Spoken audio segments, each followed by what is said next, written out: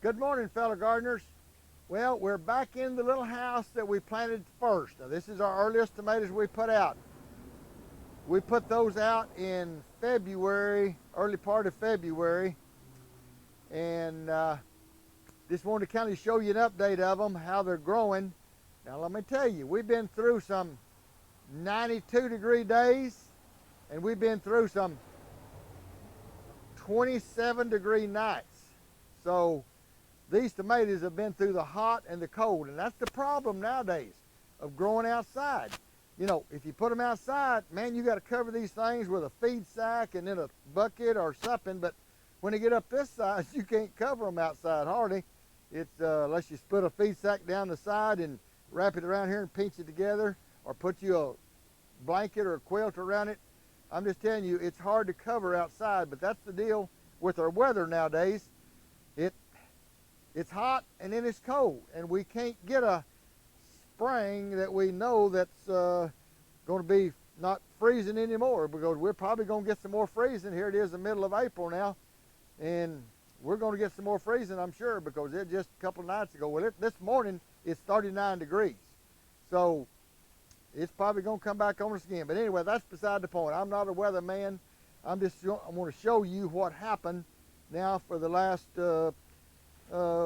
February to March to April. We're about 60 days in. Now, they haven't grown as fast as they should have because of the cold nights. This, you know, it gets down here pretty cold. When it gets down to 29 degrees, these tomatoes are down there in about upper 30s. But you can see, I'm thankful for what we got. We have already got 2 sets of blooms on this thing. See, there's a bloom set down there. Here's another bloom set here, and here's one over here.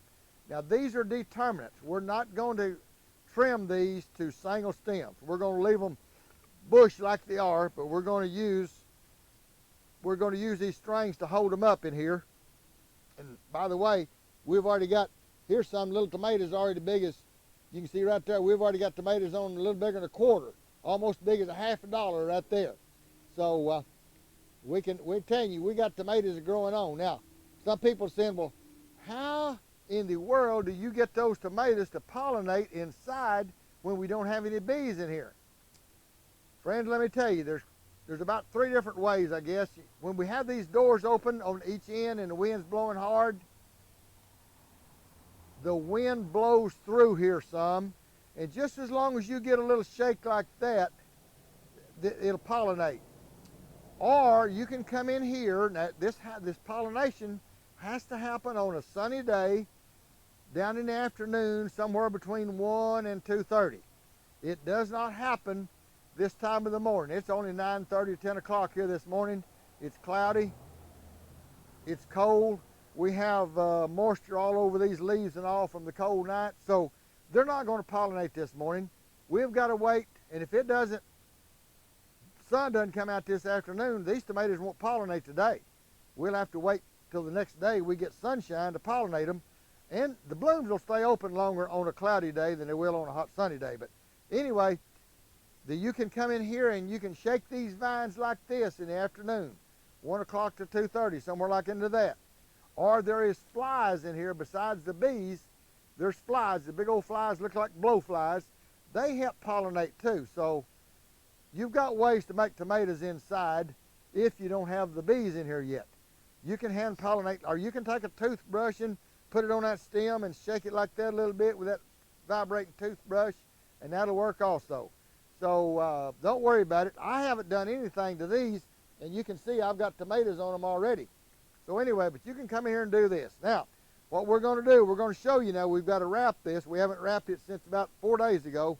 We've got to come in here and wrap that stem one more time to get it up our liking to that. We try to put it right under that set of blossoms so that it'll help hold them up when they get to be tomatoes.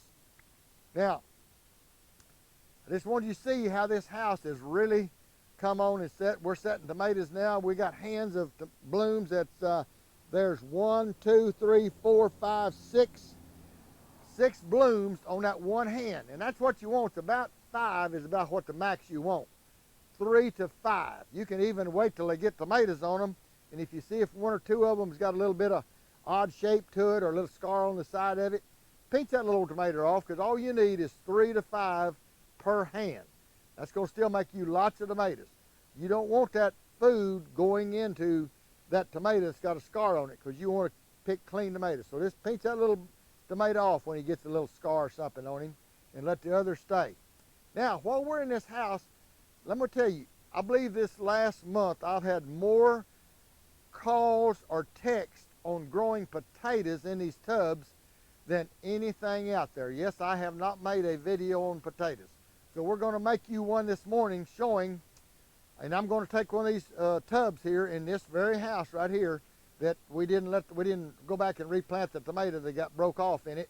So we're going to put potatoes in it and just let it sit here with these tomatoes, and we can show it to you as we come back in and show you how these things have progressed. We'll show you how the potatoes progressed, or either how it didn't work for me. But so what we're going to do this morning, we're going to plant these little potatoes. Let me get over here and sit down on the stool. And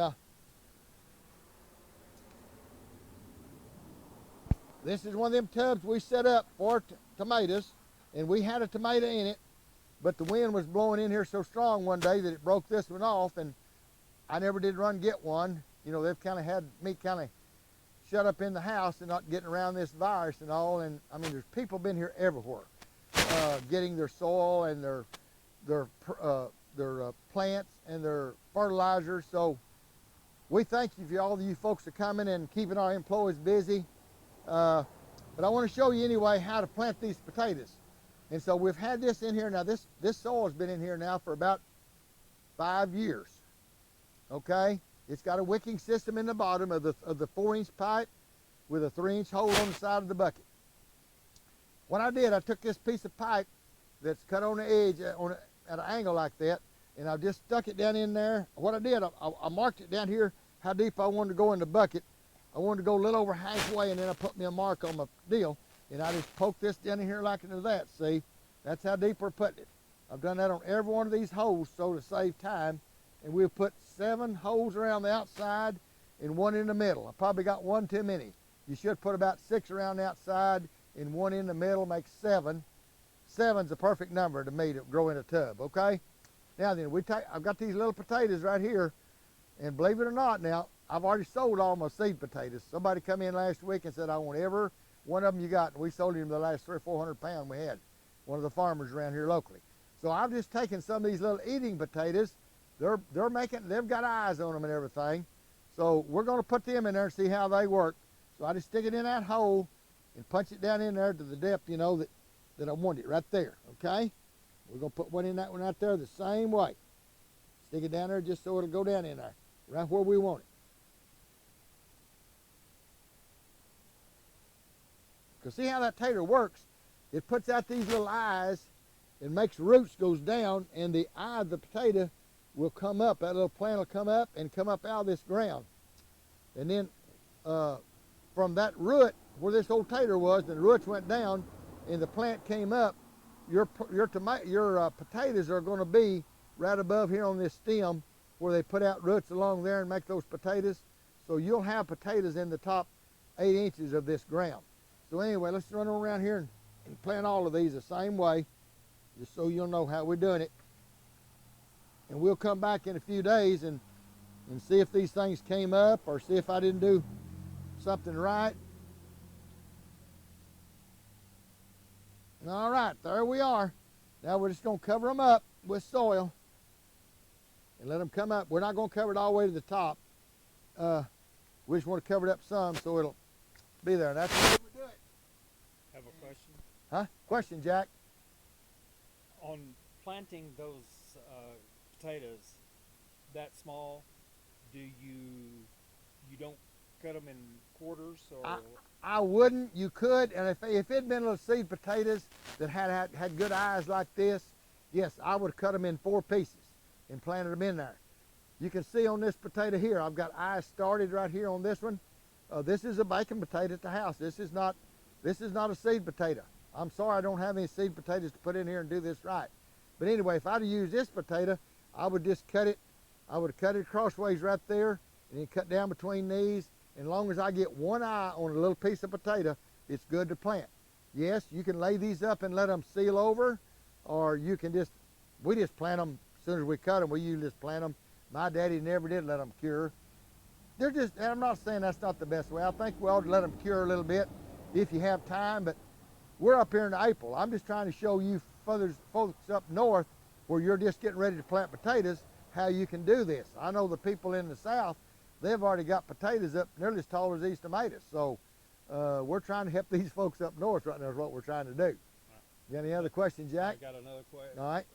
What is the difference between seed potato and just the regular eating potato that you get at the grocery store? They don't wash the dirt off the ones that are seed potatoes, I think.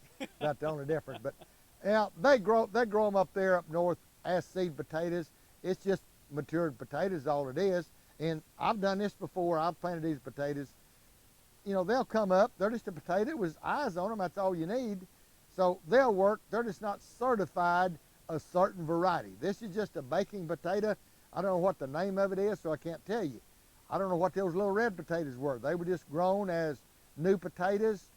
Not the right way to do, but I'm just showing you if you have to do something you can't have the seed potatoes, then you can do this other way, okay? All right. All right, well, if you like this video, we're gonna ask you to ring the bell, subscribe, and punch that button, and we'll come back and make you another video if you like this.